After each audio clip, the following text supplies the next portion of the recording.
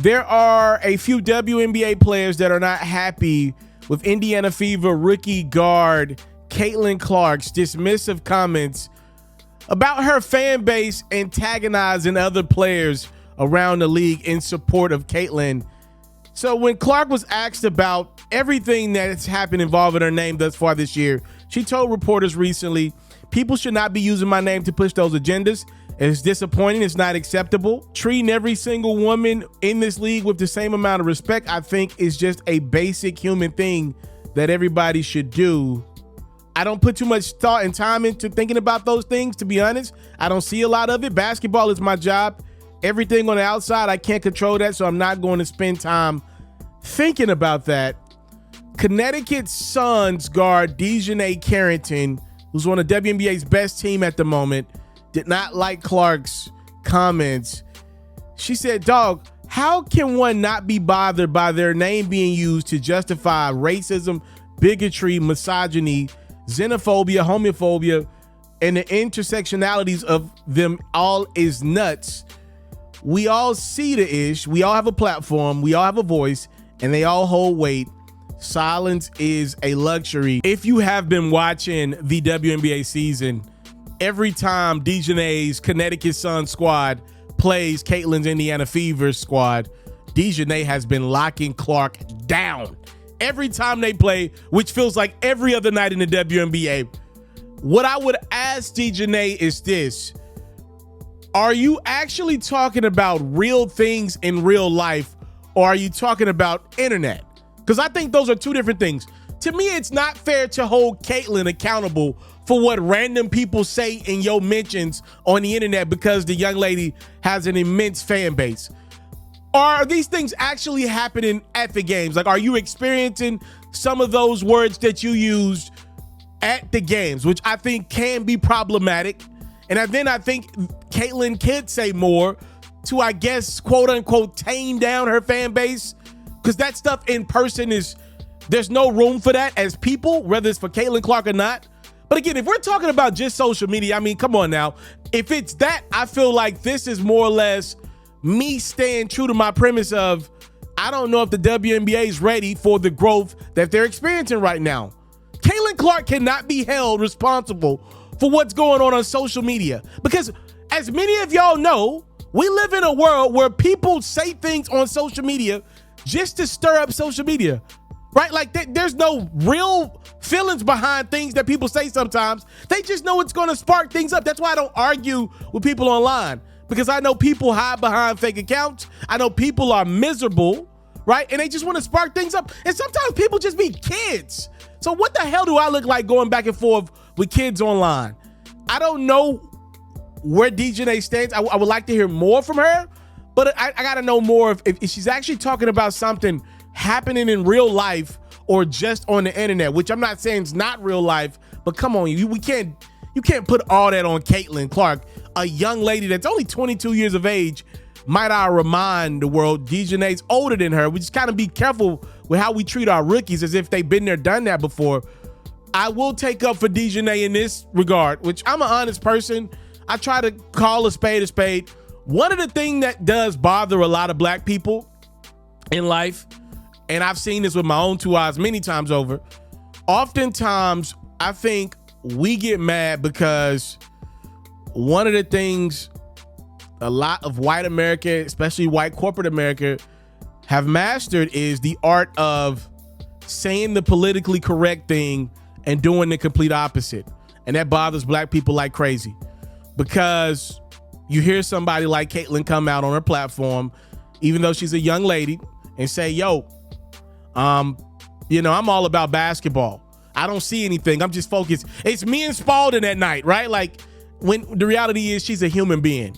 And I'm not saying she sees everything that surrounds her name, but to act like you see nothing, I think continues to push the narrative that a lot of black people get offended by, which is y'all just saying the right things. Y'all master politically correctness, and there's privilege in that. When as black people, oftentimes it's not as simple as just saying the right thing and doing the right thing. Like, it's not that simple for us. because we feel the pressure to speak up about things that we don't see as right. Can you argue maybe sometimes we overspeak? I think that's a fair argument. Look, I have been pretty transparent with you guys. Every time I see an opportunity to talk about myself this year, I've been doing it. One of the things that I'm doing right now in my life, I'm transitioning away from the content creation space, and I'm going into corporate America. The goal is to have this career, the job that I want by the end of the year. I'm kind of pulling my subscribers on a journey with me. And I bring that up again because one of the things I'm seeing on some of these websites like LinkedIn, Indeed, and the people that I'm talking to behind the scenes is exactly what Dejanay is talking about. I'm looking up these companies, right? I'm looking at these social media platforms and social media manager positions, and none of them look like me at all. And I go up and down these LinkedIn pages, and it's literally just white America holding positions for one another. I'm just being honest. I'm just being honest and truthful. Everybody knows me. My heart is pure. I don't have a racist bone in my body. I mean, it is what it is. A lot of what I see in the job market is people saying the right things, holding positions for their own. And it's kind of like the Caitlyn thing where somebody's able to come in and capitalize off something that another community built. When I go look at some of these social media platforms and these pages, and I go see the rhetoric on Twitter or Instagram, and I see posts sound like me, but then I go on LinkedIn and Indeed, and because I'm actually the person in the field looking for the new career path, right? And I go look at these positions, and nobody on the staff looks like me. And then when I go through the comment section and, you see these companies put out the right messaging saying, hey, over here at so-and-so company, we pride ourselves in being the most diverse company in the world where anybody can get hired, where we love and embrace every walk of life, ethnicity, race. And then you go look at the company, and the company doesn't look so embracing. The company looks to be same old script. I think that gets us back to Dejanay's point, right? Like saying the right thing, knowing damn well the opposite is what's taking place in your real life. Time, love, and support. Don't shoot me, man. I'm just a messenger. Time, love, and support is what your boy will never take for granted.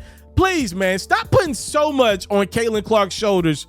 She's just a young lady, no matter what. If you want to get mad at her team, her dad, I don't know, get mad at them. But I just think that's a lot on one person's shoes, unless this stuff is happening on the court. That would be my only pushback, which Dejanay didn't clarify that. I'm out. If you are like me and love flexing your NBA knowledge, you should head over to the best place to play fantasy sports. That's Underdog Fantasy. For me, I love the pick'em game. It's super simple to play too.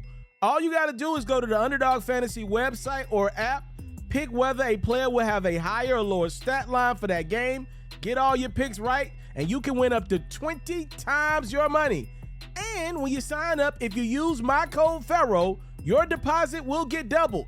You can't beat that. Again, head over to today's sponsor, Underdog Fantasy's website or app, use my code FERRO, and your first deposit will get doubled. Do you want to see your favorite athlete live in action next time they're in your town? Or do you want to see your favorite artist performing in concert next time they're in a city near you? Head over to the SeatGeek website or app and use my code HoopsFerro for $20 off your first purchase. Make sure you subscribe to the It's Mr. Taliaferro YouTube channel, and hey, donate a super chat. Follow me on Facebook at It's Mr. Taliaferro, cop a supporter badge. The Underdog Fantasy promo code is FERRO. The SeatGeek promo code is HoopsFerro. And follow me on Twitter at itsmrtaliaferro.